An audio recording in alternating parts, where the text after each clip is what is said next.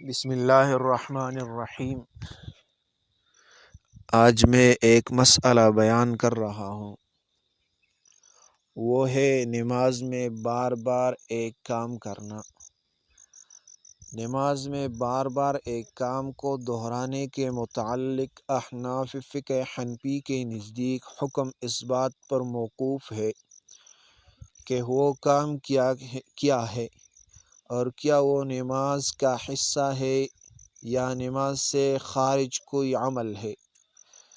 ذیل میں کچھ عام صورتوں کی وضاحت کی جا رہی ہے۔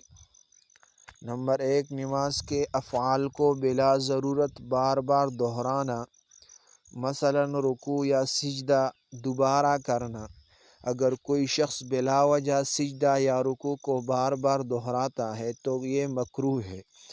اگر یہ تکرار وسوسے کی وجہ سے ہو، مثلا شک کی رکوع ہوا یا نہیں، تو فقہا نے فرمایا ہے کہ ایسی وسوسوں پر دھیان نہ دیا جائے ورنہ یہ عادت بن جاتی ہے۔ اگر بار بار دہرانے سے نماز کا ترتیب یا اطمینان متاثر ہو تو نماز فاسد باطل بھی ہو سکتی ہے۔ نمبر 2، اذکار یا قرآن کی آیات کو بار بار دہرانا۔ سورۃ فاتحہ کو جان بوجھ کر دوبارہ پڑھنا نماز میں مکروہ تنزیہی ہے۔ اگر غلطی سے دہرایا جائے تو کوئی حرج نہیں۔ 3 بار سے زیادہ کہنا جائز ہے، یعنی تسبیحات 3 بار سے زیادہ کہنا جائز ہے بلکہ مستحب ہے، خاص طور پر نفل نماز میں۔ فرض نماز میں سنت یہی کہ سجدے یا رکوع میں تسبیح 3 مرتبہ کہی جائے، لیکن اگر زیادہ کہی جائے تو مکروہ نہیں ہے۔ نمبر 3، بار بار غلطی پر سجدہ سہو کی ضرورت۔